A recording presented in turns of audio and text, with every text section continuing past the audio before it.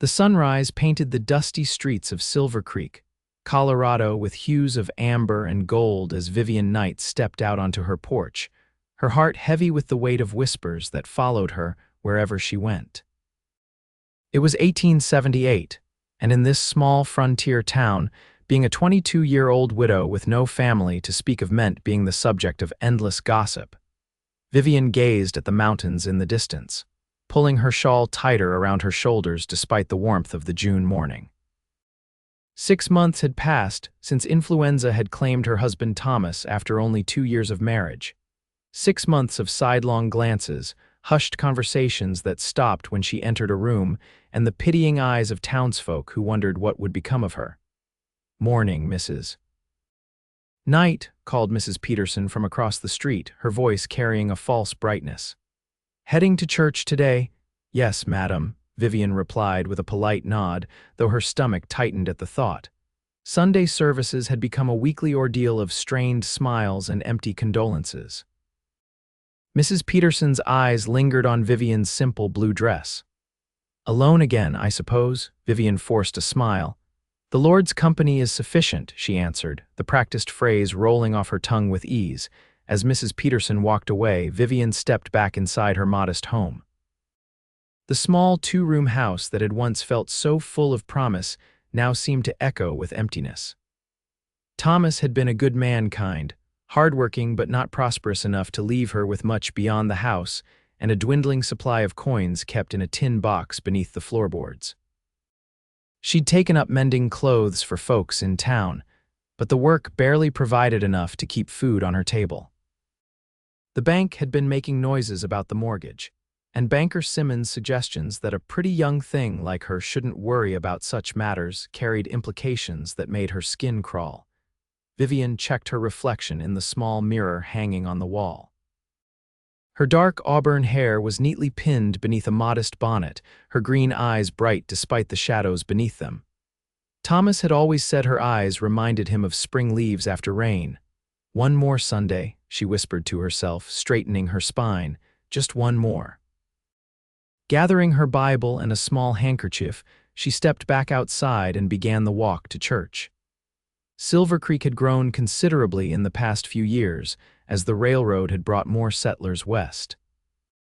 The church stood at the far end of Main Street, its white steeple rising above the other buildings like a beacon. As Vivian approached, she saw the usual Sunday gathering families arriving together in wagons, children in their best clothes darting about while parents called them to order, and the single men of the town standing awkwardly to one side, hats in hand, suddenly conscious of their unpolished boots. The whispers began as soon as she was spotted. Mrs. Henderson leaned toward Mrs. Wilson, their fans fluttering like agitated birds as they exchanged words behind them. Mr. Collins, the mercantile owner, gave her a curt nod before turning back to his conversation. Even Reverend Taylor's welcome seemed strained as he greeted her at the church steps. "Mrs. Knight," he said, extending his hand. "Good to see you this morning." "Thank you, Reverend," Vivian replied, keeping her voice steady. She walked through the doors alone, feeling the weight of every gaze upon her back. The church was nearly full, but as she moved down the center aisle, people shifted in their seats, creating a small but unmistakable space around her usual pew. A titter of laughter came from somewhere behind her, followed by a poorly concealed whisper. "Still putting on airs, that one. No husband, no prospects, and acts like she belongs." Vivian's cheeks burned, but she kept her head high as she took her seat, placing her Bible carefully beside her. The empty space on the pew seemed to stretch for miles. Just as Reverend Taylor was about to begin the service, the doors at the back of the church opened once more. A hush fell over the congregation as a tall figure stepped inside. Vivian, like everyone else, turned to look. The man who stood in the doorway was a stranger to Silvercreek. Tall and broad-shouldered, he cut an imposing figure in a dark coat that had seen better days. His face was tanned and weathered beneath the brim of a black Stetson, which he promptly removed to reveal dark hair that curled slightly at his collar. A gun belt hung low on his hips, marking him as someone accustomed to the harsher realities of frontier life. The stranger's eyes, a startling shade of blue, scanned the church before landing on Vivian. Without hesitation, he strode down the aisle with the confidence of a man who knew his own mind. To Vivian's shock and the evident astonishment of the congregation, he stopped at her pew. "May I?" he asked, his voice deep and quiet. Too surprised to speak, Vivian simply nodded and shifted slightly to make room. The stranger sat down beside her, placing his hat on his knee. As murmurs rippled through the church, he turned his head and met the stares of those around them, his gaze level and unwavering. One by one, people looked away, suddenly finding the hymnals in their hands fascinating. Reverend Taylor cleared his throat. "Let us begin with a hymn," he announced, his voice slightly strained. "Page 23, Amazing Grace." As the congregation rose to sing, the stranger stood as well, his shoulder nearly touching Vivian's. He didn't pick up a hymnal, yet his rich baritone joined the voices around them, singing the familiar words from memory. Vivian stole a glance at her unexpected companion. Up close, she could see the fine lines around his eyes, evidence of squinting against the sun, and a small scar that ran along his jawline. He was older than she'd first thought, perhaps in his early 30s. When the hymn ended and they sat down, the stranger leaned slightly toward her. "Flynn Vance," he said quietly, offering no further explanation. "Vivian Knight," she replied, equally brief. They exchanged no more words during the service, but Vivian was acutely aware of his presence beside her, the faint scent of leather and tobacco, the way he listened intently to Reverend Taylor's sermon about the Good Samaritan, the manner in which he bowed his head in genuine reverence during prayer. When the service ended, people rose and began to file out, many casting curious glances in their direction. Flynn stood and offered Vivian his arm. After a moment's hesitation, she took it, feeling the solid strength beneath his coat sleeve. "You've caused quite a stir, Mr. Vance," she murmured as they walked toward the exit, his mouth quirked in what might have been the beginning of a smile. "Not my intention, Mrs. Knight, just didn't care for the way they were looking at you." The simple statement, delivered without any expectation of gratitude, caught Vivian off guard.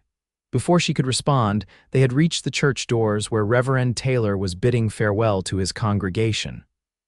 "A powerful sermon, Reverend," Flynn said, shaking the minister's hand. "Thank you, Mr." Reverend Taylor looked at him questioningly. "Vance, Flynn Vance. Are you new to Silvercreek, Mr. Vance?" "Just passing through, got business at the Circle T Ranch." At the mention of the Circle T, several nearby townspeople exchanged glances. The ranch, owned by Thomas Reed, was the largest in the area and employed most of the region's cowboys. "Well, you're welcome here anytime," Reverend Taylor said, though his eyes flickered uncertainly between Flynn and Vivian. Outside the church, Flynn hesitated. "May I walk you home, Mrs. Knight?" Vivian was aware of Mrs. Henderson and her circle watching them with undisguised curiosity. The proper thing would be to decline. A widow walking with an unknown man would only add fuel to the gossip, but something in Flynn's steady gaze made her nod. "Thank you, Mr. Vance. That would be kind." They walked in silence for several minutes, the sounds of their footsteps and distant conversations from the dispersing churchgoers the only accompaniment. Finally, Flynn spoke. "I apologize if I've made things difficult for you. I could see they were unkind," Vivian sighed. "People in small towns have little to occupy their minds besides others' business. And what business do they think is theirs regarding you? My husband died 6 months ago. In Silvercreek, that makes me either an object of pity or a problem to be solved." She hadn't meant to be so frank, but there was something about Flynn's direct manner that invited honesty. Flynn nodded, as if this confirmed something he'd already guessed. "I'm sorry for your loss. Thank you." The words were automatic, but she meant them. Unlike the hollow condolences she'd received from others, Flynn's simple statement felt genuine. They turned onto her street and Vivian pointed to her small house. "That's mine there." Flynn looked at the modest dwelling, taking in the peeling paint and the small garden that showed signs of careful tending despite limited resources.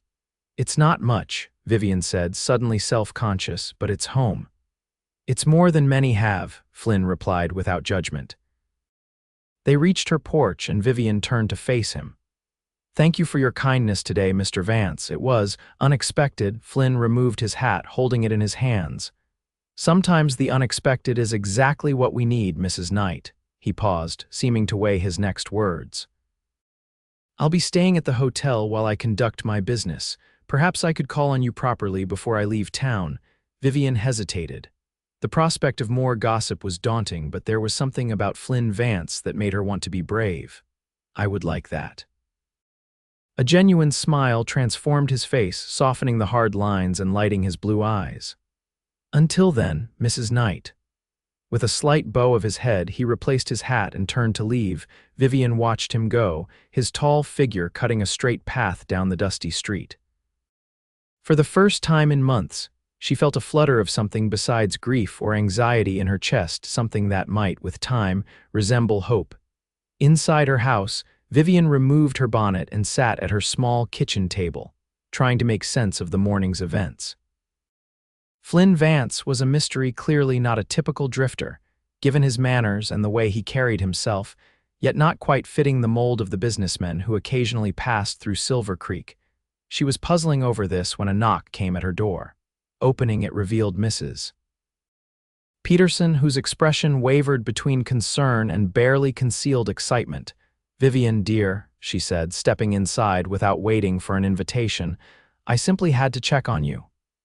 "I'm perfectly well, Mrs. Peterson." The older woman looked around the tidy room before fixing Vivian with a penetrating stare. "That man at church, do you know him, Mr. Vance? We were introduced today." Mrs. Peterson's eyes widened. "And yet he sat with you and walked you home." Vivian busied herself with arranging cups for tea. He was being courteous. "Men like that aren't known for their courtesy, Vivian." Mrs. Peterson lowered her voice. "There are rumors he's working for the Circle T, and you know what sort of men Thomas Reed hires." Indeed, Vivian did know. The Circle T had a reputation for employing skilled cowboys who were handy with their guns necessary for protecting the ranch's interests during cattle drives and against the occasional rustler. "I don't put much stock in rumors," Vivian replied, setting a cup of tea before her visitor, Mrs. Peterson sipped her tea before continuing.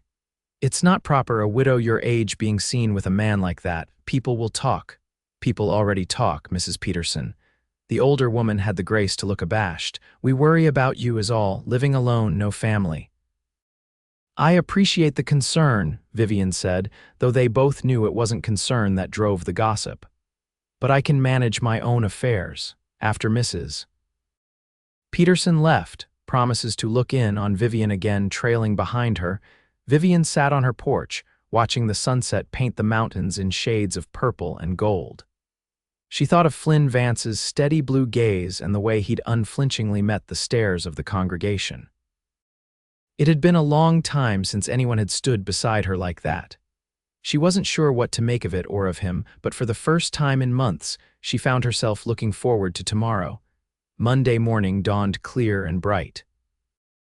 Vivian was up early, gathering the mending she had completed over the past week to deliver to her customers. It was steady, if meager, work that allowed her to maintain some independence. She was arranging the folded garments in her basket when she heard the sound of a horse approaching. Looking up, she saw Flynn Vance riding toward her house on a handsome bay gelding. He wore the same dark clothes as yesterday, though his coat was absent in the morning heat, revealing a blue shirt and the gun belt at his waist. "Good morning, Mrs. Knight," he called, tipping his hat as he drew near. "Mr. Vance," she acknowledged, trying to ignore the quickening of her pulse. He dismounted with the easy grace of a man who had spent most of his life in the saddle. "I hope I'm not intruding." "Not at all. I was just preparing to deliver some mending." She gestured to her basket. Flynn glanced at the neatly folded clothes. "May I accompany you? My business at the Circle T isn't until this afternoon." Vivian hesitated, conscious of how such an arrangement would appear to the townspeople. But the genuine interest in Flynn's eyes won out over her caution. "If you wish," she agreed. "Though I should warn you, it will involve several stops around town." Flynn's smile was warm, all the better to get acquainted with Silvercreek. They set off together, Flynn leading his horse by the reins as he walked beside Vivian. The morning was already growing warm, promising a hot day ahead. "How long have you lived here?" Flynn asked as they made their way toward Main Street. "Nearly 3 years. Thomas, my husband, brought me here after we married. He worked as a farrier for many of the local ranches. And before that," Vivian's expression grew guarded, "I was in Denver. My parents died when I was 16, and I worked as a seamstress there until I met Thomas."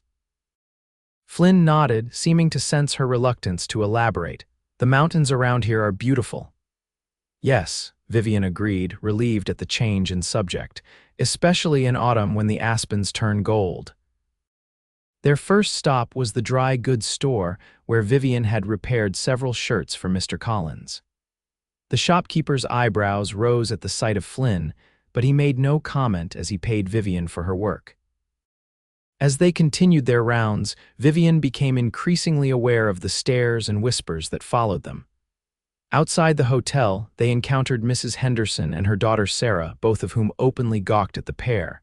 "Mrs. Knight," Mrs. Henderson greeted her with a brittle smile. "How industrious of you, making your deliveries so early."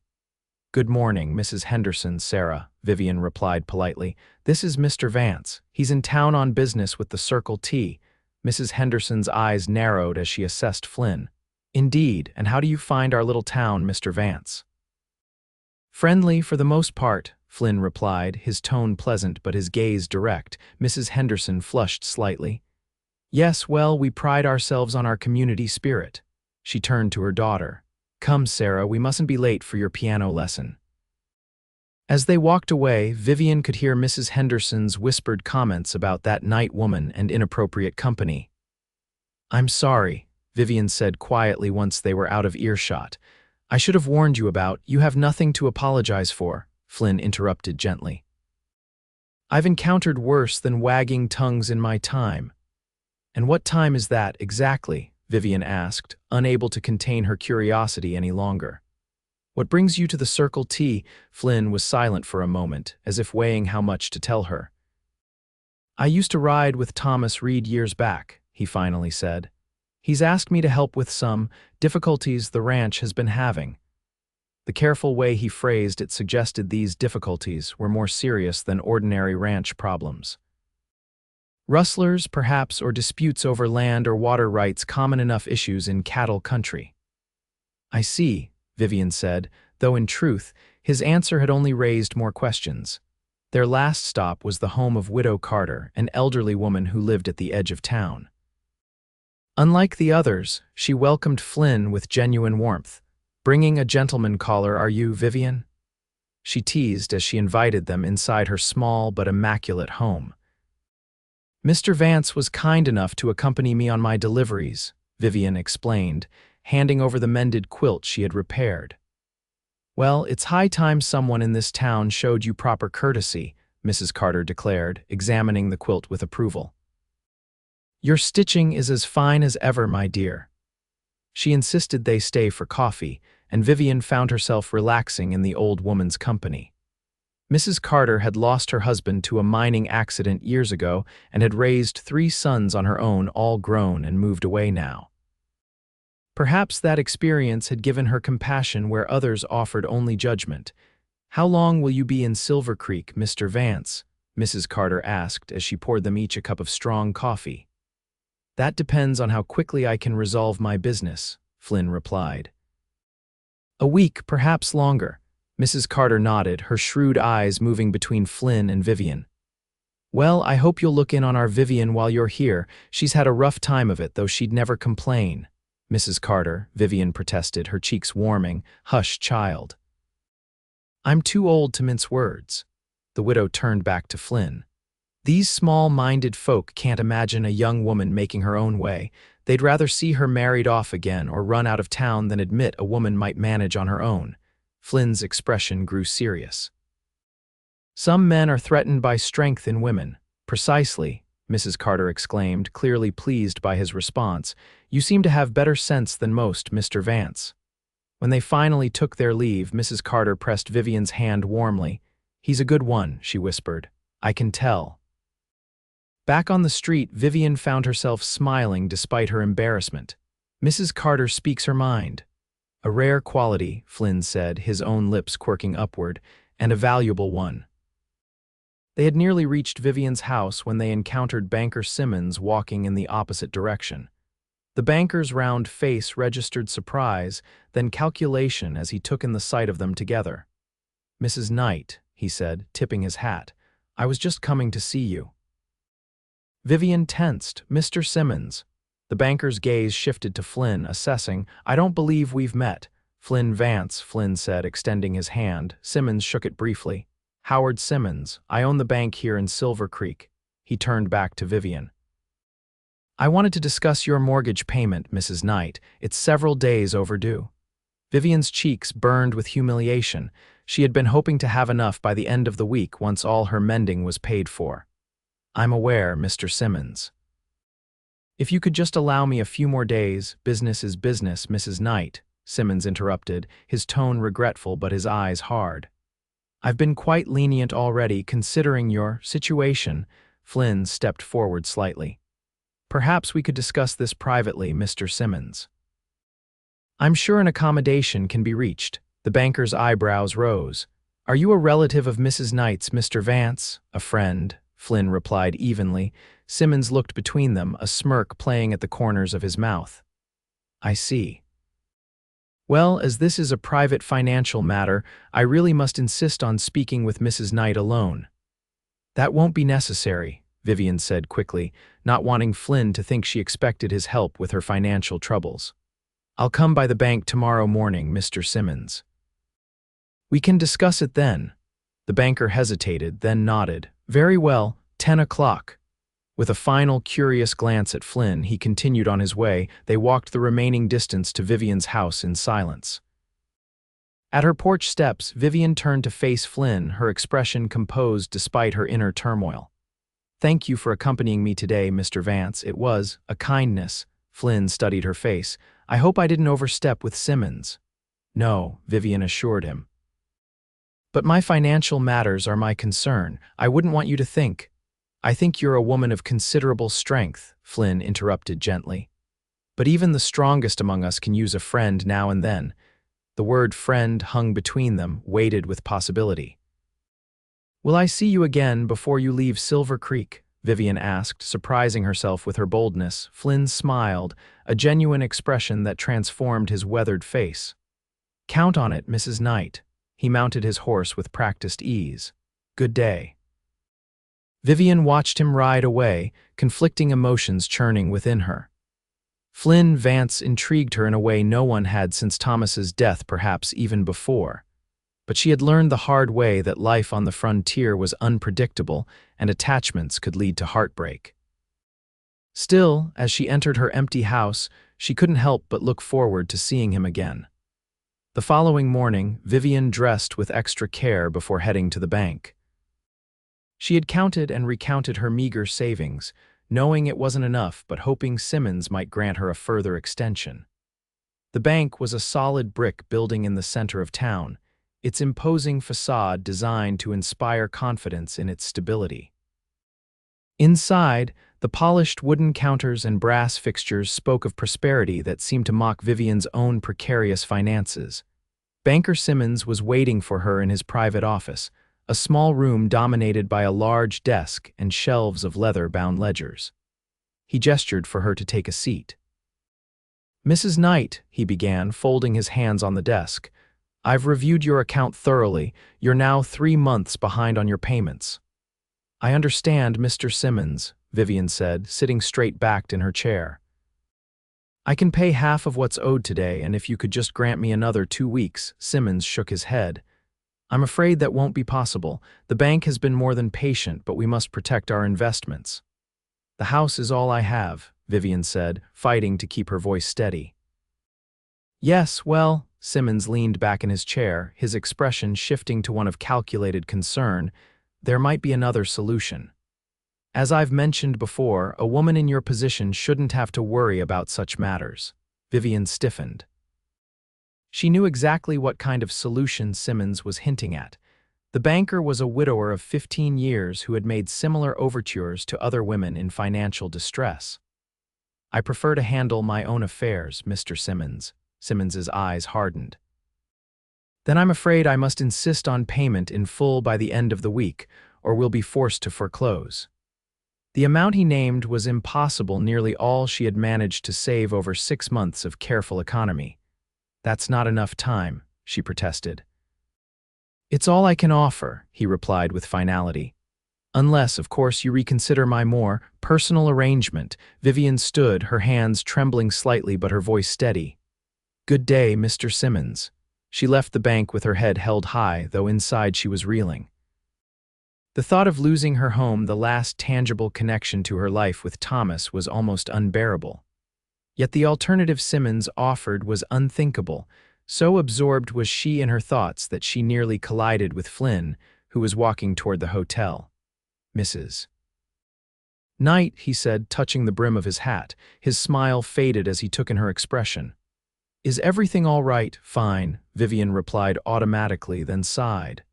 No, not really, but it's nothing I can't handle. Flynn's gaze was steady. I'm riding out to the Circle T now, but I should be back by evening. Would you allow me to call on you then? Perhaps we could talk. Vivian hesitated. Pride urged her to refuse, to insist she could manage her problems alone, but something in Flynn's eyes' concern without pity made her nod. I'd like that, she admitted, until this evening then. With a tip of his hat, Flynn continued on his way. Vivian watched him go, then squared her shoulders and headed toward the mercantile. There was no point in dwelling on what couldn't be changed. She had 4 days to find a solution, and wallowing in despair wouldn't help. The mercantile was busy when she entered, with several women gathered near the fabric counter. Their conversation halted as Vivian approached, confirming her suspicion that she had been the topic of discussion. Mrs. Knight, Mr. Collins greeted her from behind the counter. What can I help you with today? I was wondering if you had any additional mending that needs to be done, Vivian said, keeping her voice low to avoid being overheard by the other customers. Collins shook his head. Not at present. But Mrs. Taylor mentioned she might have some work for you. Her boys are hard on their clothes. Vivian thanked him and was about to leave when she heard Mrs. Henderson's voice from the fabric section. Riding with that gunslinger yesterday. Can you imagine? Thomas Knight wouldn't have been dead 6 months, and already she's setting her cap for another man. And not just any man, added another voice that Vivian recognized as belonging to Mrs. Wilson. I heard from my husband that this Vance fellow has quite the reputation. Used to be a hired gun for the big cattle outfits down in Texas. Well, birds of a feather, Mrs. Henderson replied with a sniff.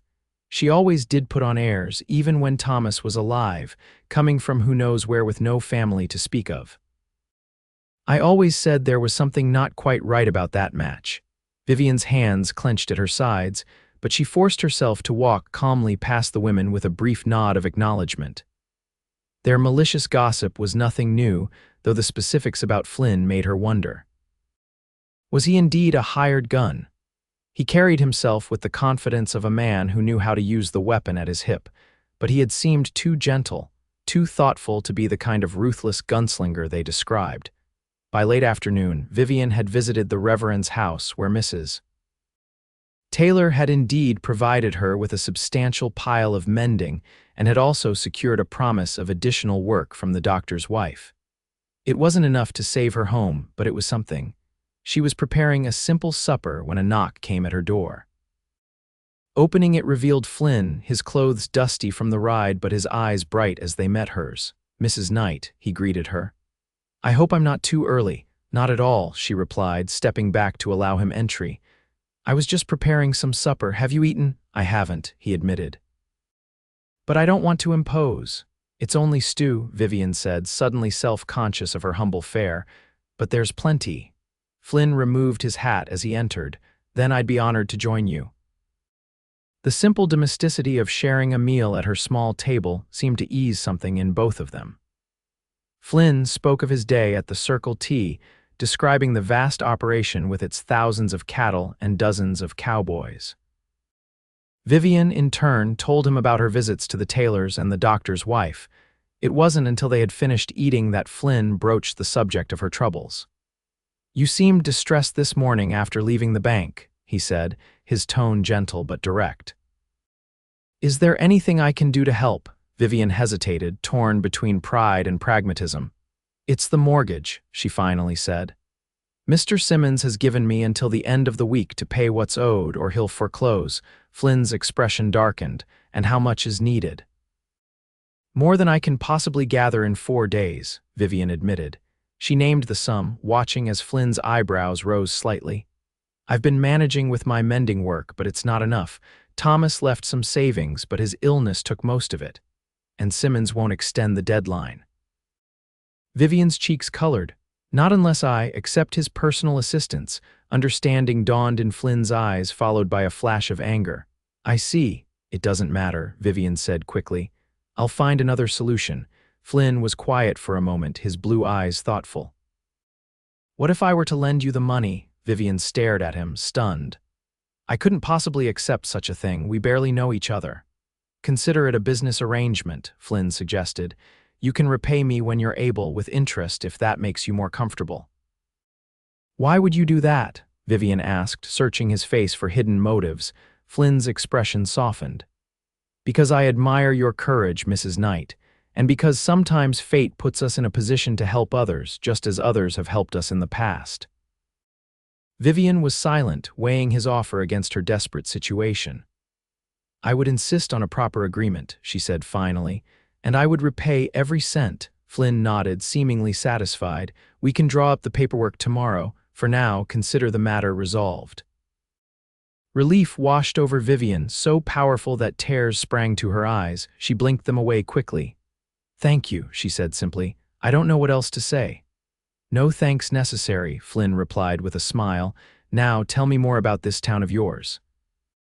There must be some redeeming qualities beyond its magnificent views and one particularly brave resident. Vivian laughed, the sound surprising her. It had been a long time since she had laughed genuinely.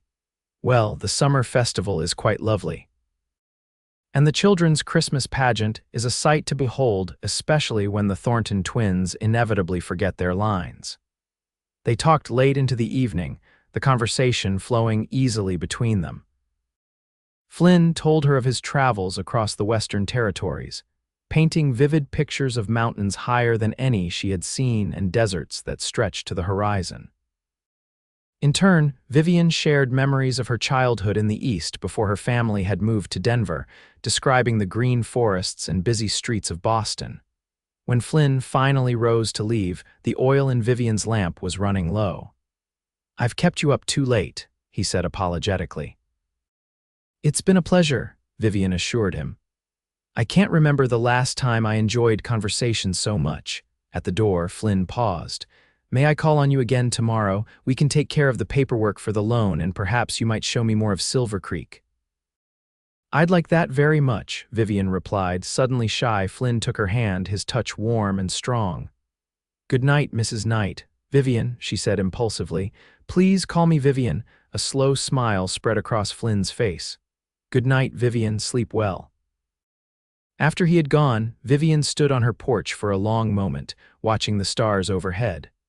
For the first time since Thomas's death, perhaps even before she felt a sense of possibility, as if the future might hold more than mere survival.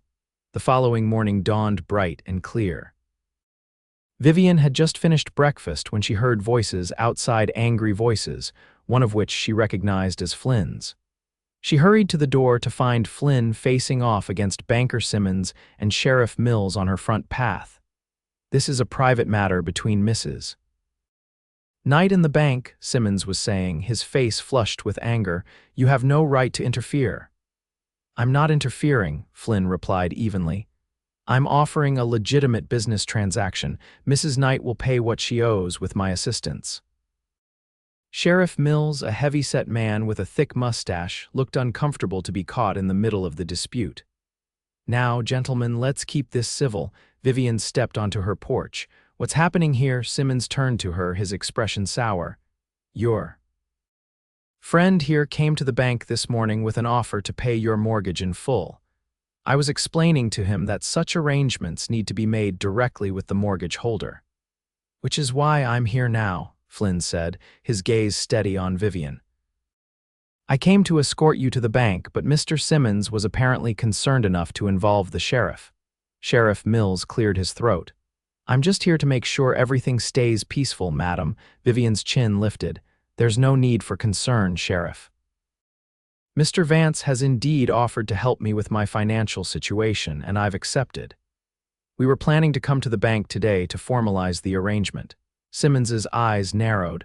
I see, and what exactly is the nature of this arrangement? The implication in his tone was unmistakable. Vivian felt heat rise to her cheeks, but before she could respond, Flynn stepped forward. A straightforward loan, Mr. Simmons, with proper documentation and interest terms, unless you're suggesting something improper. His voice was dangerously soft. The banker took an involuntary step backward. Of course not. I merely wanted to ensure Mrs. Knight's interests were being protected. How thoughtful, Flynn replied dryly. He turned to Vivian. Shall we proceed to the bank now and settle this matter? Vivian nodded, grateful for his calm handling of the situation. Let me get my shawl. Inside, she took a moment to collect herself, pressing cool hands to her flushed cheeks. The confrontation had been unpleasant, but Flynn's steady presence had made it bearable. When she returned outside, Simmons and the sheriff had already started walking back toward town, while Flynn waited patiently by her gate. I'm sorry about that, he said as she approached. I didn't mean to create a scene at your door. It wasn't your doing, Vivian assured him. Mr. Simmons is protective of what he considers his interests. Flynn's expression darkened momentarily, but he offered her his arm without comment. They walked into town together, aware of the curious stares from townspeople they passed. At the bank, Simmons was coolly professional as he processed the payment and updated the mortgage documents. The new loan agreement between Vivian and Flynn was drafted, with clear terms for repayment over 3 years. Throughout the proceedings, Vivian was conscious of Flynn's solid presence beside her, his calm confidence a stark contrast to her own nervous tension. When they finally emerged from the bank, the weight that had been pressing on Vivian's chest for months seemed to lift. Her home was secure, at least for now. Thank you, she said quietly as they walked away from the bank. I don't know how I can ever repay such kindness. Flynn smiled down at her. The paperwork we just signed suggests otherwise. Vivian laughed. You know what I mean. The money is one thing, but your support, it means more than I can express. Flynn's expression softened. You're a remarkable woman, Vivian. Anyone would be fortunate to call you a friend. The word friend again, but this time it seemed insufficient for the connection growing between them. Vivian found herself wondering what it would be like to be more than friends with Flynn Vance, to have him in her life not just temporarily, but permanently. The thought startled her with its intensity. It had been only days since they'd met, yet she felt she knew him better than people she'd known for years in Silvercreek. Will you tell me about your business at the Circle T? She asked as they continued walking. I've heard rumors. Flynn's expression grew guarded. What kind of rumors? That you were a hired gun in Texas, that Thomas Reed brought you here for similar purposes. Flynn was silent for a moment, his face unreadable. I was a Texas Ranger for several years, he finally said. After that, I worked as security for some of the cattle drives moving north. I've used my gun when necessary, but I'm no hired killer, if that's what you're asking. And your business with Thomas Reed is complicated, Flynn admitted. The Circle T has been losing cattle more than can be explained by natural causes or ordinary rustling. Reed suspects someone in town might be involved, someone with influence. He asked me to investigate quietly. Vivian absorbed this information, turning it over in her mind. Is that why you're helping me, as part of your investigation? Flynn stopped walking, turning to face her fully. No, he said firmly. My help to you has nothing to do with my work for Reed. That's a separate matter entirely. The sincerity in his eyes was unmistakable, and Vivian felt a rush of relief. I believe you, she said simply. They continued their walk, the conversation shifting to lighter topics. Flynn asked about her life with Thomas, and Vivian found herself sharing memories she hadn't spoken of since his death, the way he would whistle while he worked, his gentle way with horses, his dreams of someday having a small ranch of their own. He sounds like a good man, Flynn said when she finished. He was, Vivian agreed. I was fortunate to have the time with him that I did, even if it was too brief. They had reached the edge of town, where the buildings gave way to open prairie stretching toward the mountains. Vivian hesitated, then suggested, "There's a lovely spot by the creek just a short walk from here. Would you like to see it?" Flynn's smile was answer enough. They left the town behind, following a narrow path through tall grass until they reached a small creek lined with cottonwood trees. The water gurgled pleasantly over smooth stones, and wildflowers dotted the banks with splashes of color. "I come here sometimes when the town feels too confining," Vivian explained as they found a spot to sit beneath one of the larger trees. "It reminds me that there's a whole world beyond Silvercreek and its opinions." Flynn stretched his long legs out before him, his back against the tree trunk. "Do you ever think of leaving, starting fresh somewhere else?" Vivian considered the question. "Sometimes," she admitted. "But where would I go, and how would I support myself? At least here I have my home and people who know me, even if they don't always approve." "You could go anywhere," Flynn said, his gaze on the distant mountains. "Denver, Santa Fe, even San Francisco. A woman with your skills would find work." "Is that what you would do, if you were me?" Flynn turned to look at her, his blue eyes thoughtful. "I'm not sure. I've spent most of my life moving from place to place. Sometimes I wonder what it would be like to put down roots." The idea of Flynn settling somewhere permanently made Vivian's heart beat a little faster. "And where would you choose to plant those roots, if you could?" A soft smile played at his lips. "Somewhere with mountains, good water, decent folk who mind their own business." His gaze held hers. "Someone worth staying for." The air between them seemed to still, charged with unspoken possibility. Vivian became acutely aware of how close they were sitting, the way the dappled sunlight through the leaves cast patterns across Flynn's strong features. The moment was broken by the sound of approaching horses. Flynn was on his feet in an instant, his hand moving instinctively to the gun at his hip. Vivian stood as well, brushing down her skirts as 3 riders came into view. She recognized them immediately, cowboys from the Circle T, led by Reed's foreman, Jack Davis. Davis reined in his horse when he spotted them, his weathered face breaking into a grin. "Vance, been looking for you. Reed wants you back at the ranch, says there's been a development." His gaze shifted to Vivian, his expression turning curious. "Mrs. Knight, didn't expect to find you out here." "Mr. Davis," Vivian acknowledged with a nod. She had met the foreman a few times when Thomas had done work for the Circle T. Flynn's posture had tensed slightly, though his voice remained casual. "Tell Reed I'll be there within the hour." Davis's eyes moved between Flynn and Vivian, a knowing smirk forming. "Sure thing, don't rush on our account." With a touch to his hat brim and a significant look at his companions, he turned his horse and the 3 men rode off, their laughter carrying back to where Flynn and Vivian stood. "I should get back to town," Vivian said once they were alone again, suddenly self-conscious. Flynn nodded, though reluctance was clear in his expression. "May I call on you again when I return from the ranch, perhaps tomorrow evening?" "I'd like that," Vivian replied, unable to keep the warmth from her voice. They walked back to Silvercreek in companionable silence, separating at the edge of town where Flynn needed to head to the hotel to collect his horse. His goodbye was brief but warm, his hand lingering on hers for a moment longer than strictly proper. Vivian watched him go, her mind filled with the memory of their conversation by the creek and the look in his eyes when he had spoken of putting down roots. It was too soon for such thoughts, she told herself firmly. Flynn Vance was in Silvercreek temporarily, and whatever attraction existed between them might well fade once his business was concluded. Yet as she returned to her small house, she couldn't help but hope that perhaps, just perhaps, Flynn might find a reason to stay. The news spread through Silvercreek with the speed that only small-town gossip can achieve. Vivian Knight and the mysterious stranger had been seen together at the creek, alone and unchaperoned. By the time Vivian arrived at church the following Sunday, the whispers had grown to a steady hum.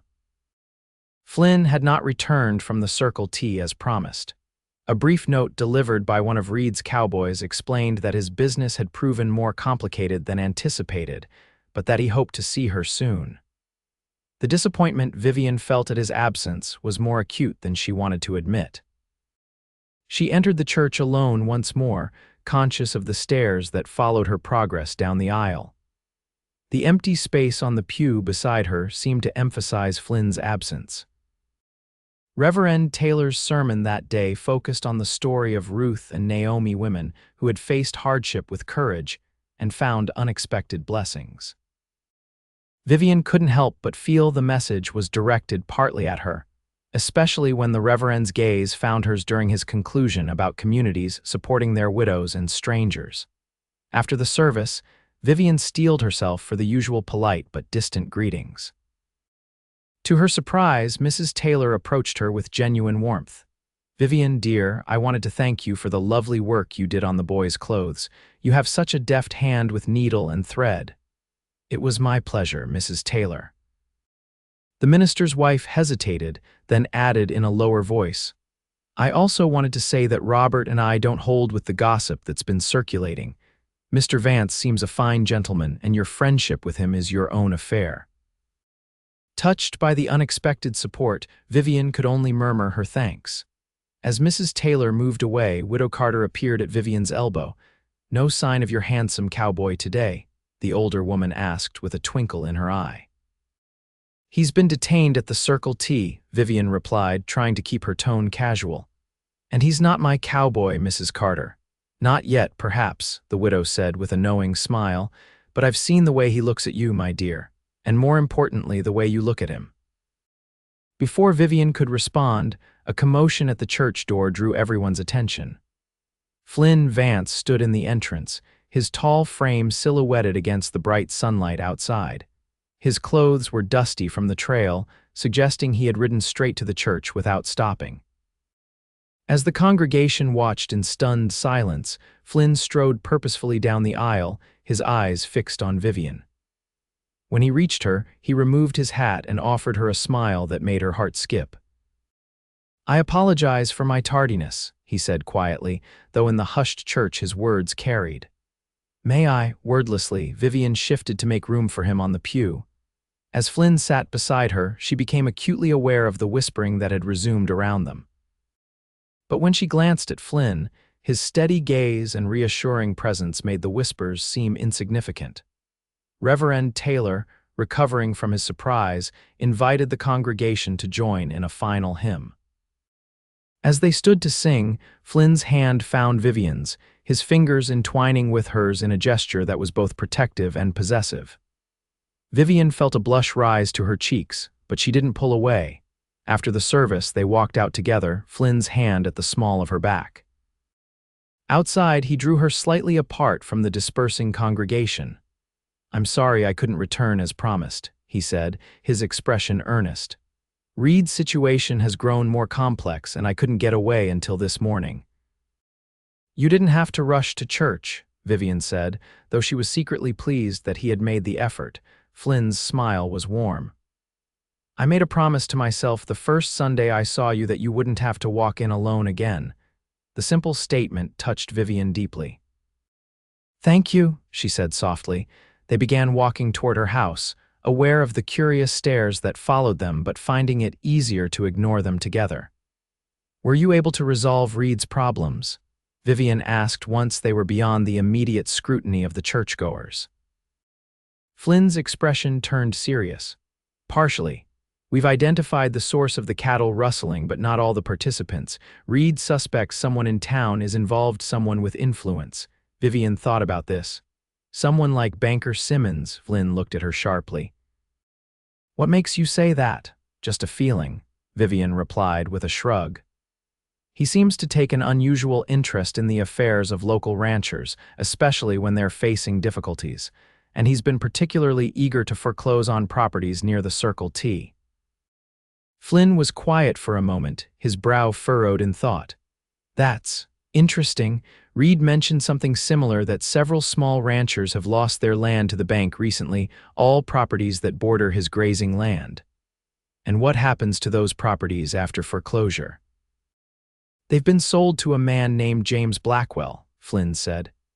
A businessman from Denver who's apparently looking to establish a large ranch in the area. Vivian frowned. I've never heard of any James Blackwell visiting Silvercreek, neither has anyone else, Flynn said grimly. Reed sent a telegram to Denver. There's no record of a businessman by that name with interests in cattle ranching. The implications were troubling. If Simmons was deliberately forcing people off their land and using a fictitious buyer as cover, it suggested a larger scheme, perhaps even one that involved the rustling at the Circle T, designed to weaken Reed's position. What will you do? Vivian asked as they reached her house. Flynn sighed. Keep investigating, gather more evidence. Reed wants to be absolutely certain before making any accusations against someone as prominent as Simmons. As they stepped onto her porch, Flynn turned to face her, his expression softening. But I didn't come to church today to discuss rustlers and bankers. I came because I wanted to see you, Vivian. The directness of his statement sent a flush of warmth through her. I'm glad you did, she admitted. Flynn took her hand, his thumb tracing gentle circles on her palm. I've thought about you constantly these past few days, about our conversation by the creek. Vivian's heart beat faster. I've thought about it too. I know we haven't known each other long, Flynn continued, his blue eyes earnest, but I feel a connection with you that I've never experienced before. I'd like to court you properly, Vivian, if you're willing. The proposal, so simply stated yet so significant, left Vivian momentarily speechless. Part of her worried it was too soon after Thomas's death, that the town's gossip would only intensify. But looking into Flynn's steady gaze, those concerns seemed trivial compared to the joy she felt in his presence. I would like that very much, she finally said, her voice soft but sure.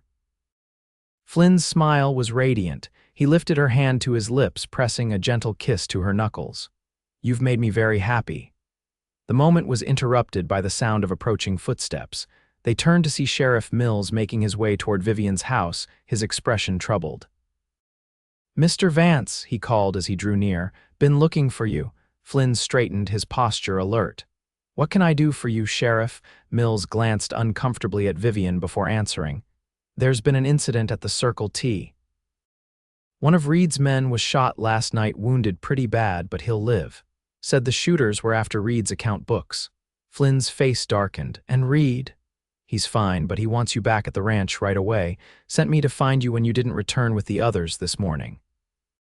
Flynn turned to Vivian, regret clear in his eyes. I have to go. Of course, she said, trying to hide her disappointment. Be careful. Flynn hesitated then, in full view of the sheriff and anyone else who might be watching. He leaned down and pressed a brief but tender kiss to Vivian's cheek. I'll return as soon as I can, he promised. His voice low, Vivian watched him leave with the sheriff, her hand rising unconsciously to touch the spot where his lips had brushed her skin. The gesture had been impulsive and public, a clear declaration of his intentions that would set tongues wagging throughout Silvercreek. Yet, as she entered her house, Vivian found she didn't care about the gossip. For the first time since Thomas's death, perhaps even before she felt truly alive, filled with hope for the future rather than merely surviving the present, 3 days passed with no word from Flynn. Vivian tried to focus on her mending work and household tasks, but her thoughts constantly strayed to him. Was he in danger? Had the investigation into the rustling taken him away from Silvercreek entirely on the 4th day, as she was returning from delivering completed mending to Mrs. Taylor? Vivian noticed unusual activity around the sheriff's office. A crowd had gathered, their expressions a mixture of excitement and concern. In the middle stood Banker Simmons, his face flushed with anger as he gesticulated wildly at Sheriff Mills. Curious, Vivian approached Mrs. Peterson, who stood at the edge of the crowd. What's happening? Mrs. Peterson turned to her with undisguised glee. Oh, my dear, the most shocking thing. They've arrested Mr. Simmons, something about cattle rustling and fraud, and your Mr. Vance is right in the middle of it all. Vivian's heart leapt at the mention of Flynn. Where is he? She asked, scanning the crowd. Inside with the sheriff and some man from the territorial marshal's office, Mrs. Peterson replied. They brought Simmons in about an hour ago. Such a scandal." As if summoned by her thoughts, the door to the sheriff's office opened, and Flynn emerged alongside a stern-looking man wearing a marshal's badge. The crowd fell silent as the marshal addressed them. "Folks, as you may have heard, Howard Simmons has been arrested on multiple charges of fraud, conspiracy, and accessory to cattle rustling. I know this comes as a shock to many of you, but I assure you, we have solid evidence of his crimes." A murmur ran through the gathered townspeople. Simmons had been a respected figure in Silvercreek for years, his position as banker giving him considerable influence. The idea that he could be involved in criminal activities seemed incredible to many. The marshal continued, "Mr. Simmons has been using his position at the bank to force small ranchers off their land through fraudulent foreclosures. These properties were then transferred to a fictitious buyer, actually Simmons himself operating under an alias, with the intention of eventually creating a rival operation to the Circle T Ranch." Vivian listened, recalling her conversation with Flynn about James Blackwell. It seemed her suspicions about Simmons had been correct. "Furthermore," the marshal added, "we have evidence linking Simmons to the rustlers who have been targeting the Circle T-Tickets herds. These activities appear to have been part of a coordinated effort to weaken Thomas Reed's position and force him to sell his ranch at a fraction of its value." The revelations caused another ripple of shock through the crowd. Vivian's eyes sought Flynn, finding him watching her from beside the marshal. When their gazes met, a smile touched his lips, and he began making his way toward her through the crowd. "I was worried about you," Vivian said when he reached her, not caring who might overhear. Flynn's expression softened.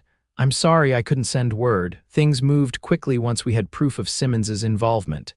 "Is it over now?" Vivian asked, aware of the curious stares they were attracting. "Nearly," Flynn replied. "The marshal is taking Simmons to Denver for trial. Several of his accomplices have already been arrested. Reed's ranch is secure. And your work here, is it finished?" A shadow crossed Flynn's face, and Vivian felt a stab of apprehension. "Was this goodbye? My official business is concluded," Flynn said carefully. "But I find I have personal reasons to remain in Silvercreek." His gaze held hers, conveying the meaning behind his words. Relief washed over Vivian, followed by a surge of joy. "I'm very glad to hear that, Mr. Vance." Flynn's smile was warm. "Would you do me the honor of having dinner with me this evening? Now that this business with Simmons is resolved, I'd like to focus on more pleasant matters." "I'd be delighted," Vivian replied, her heart light. As they walked away from the crowd, Flynn offered Vivian his arm. She took it without hesitation, no longer concerned about the whispers and stares that followed them.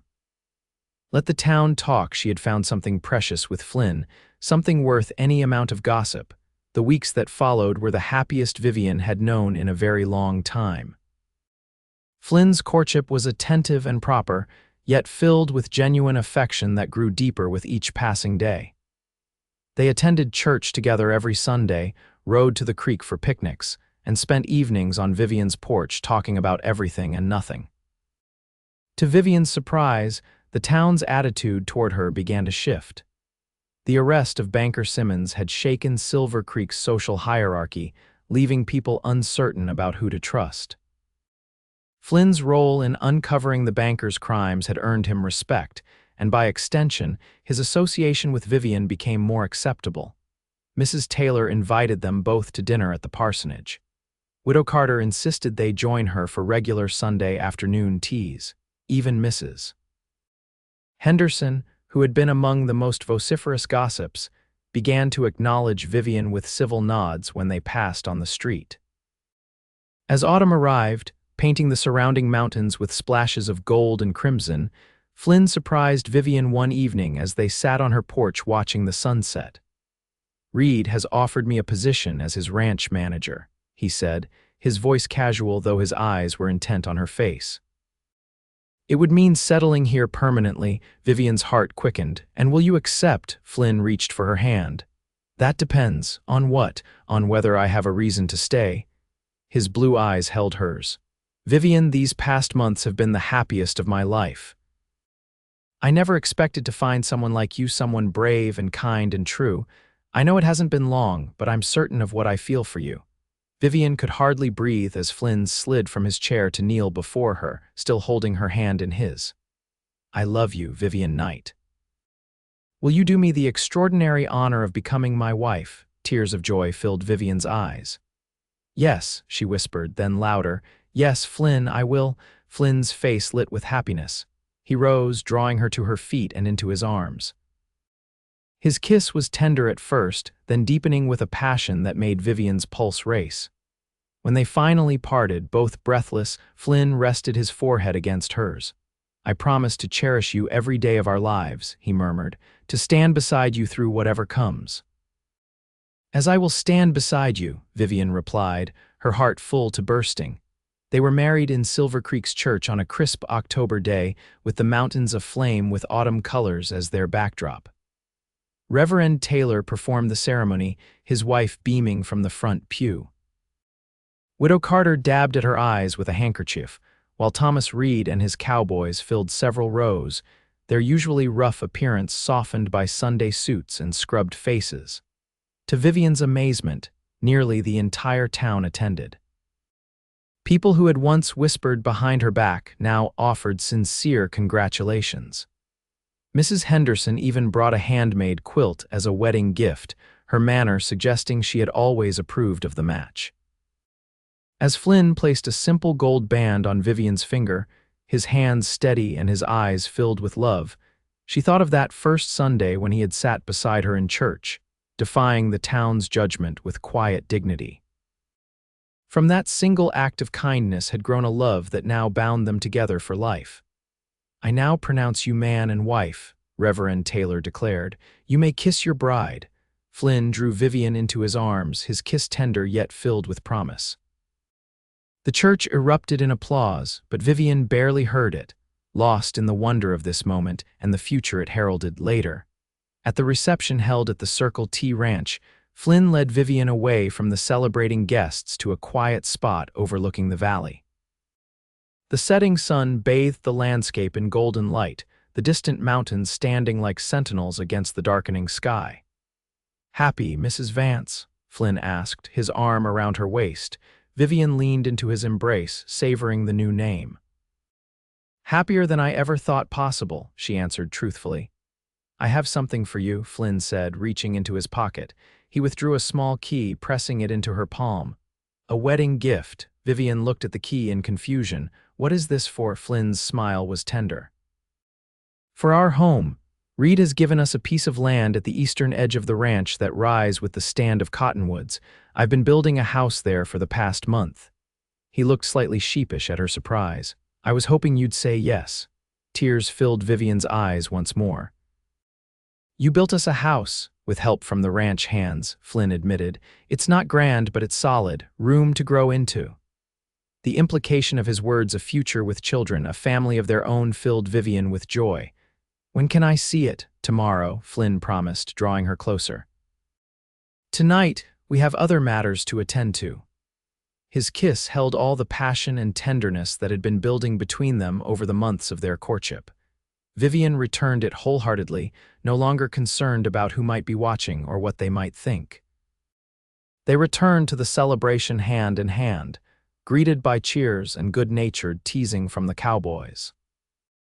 As the evening wore on, Vivian found herself watching Flynn as he laughed with Reed, accepted congratulations from townspeople, and occasionally sought her gaze across the room, his eyes filled with love and promise. She thought of the lonely widow who had walked into church alone all those months ago, facing whispers and judgment with outward courage but inner pain. How different her life had become since Flynn had sat beside her that day, meeting every critical eye with quiet defiance. "You're glowing, my dear," Widow Carter said, appearing at Vivian's elbow. "Marriage agrees with you already." Vivian smiled at the older woman. "It's not just the marriage," she said softly, "it's him.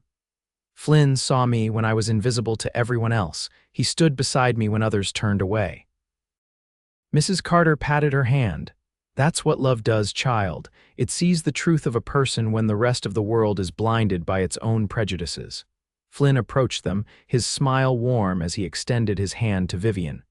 "May I have this dance, Mrs. Vance?" As Flynn led her onto the makeshift dance floor, holding her close as they moved to the music of fiddles and guitars, Vivian knew that whatever challenges life might bring, they would face them together, two souls who had found in each other the courage, companionship, and love they both had sought. And when they attended church the following Sunday, walking down the aisle side by side as husband and wife, the whispers that followed them were of admiration rather than judgment. For in finding each other, Vivian and Flynn had also found their place in the community, not as outsiders to be pitied or suspected, but as a couple whose love had transformed not only their own lives, but, in some small measure, the heart of Silvercreek itself. Years later, when their children asked how they had met, Flynn would always begin the story the same way. "They laughed when she walked into church alone. I sat beside her and met every eye, and in doing so, I found the greatest blessing a man could ask for your mother's love." And Vivian, watching her husband with eyes still bright with affection after all their years together, would smile and add, "Sometimes the bravest thing we can do is to stand beside someone when the rest of the world stands apart. That's what your father did for me, and in doing so, he showed me what true courage and true love really means."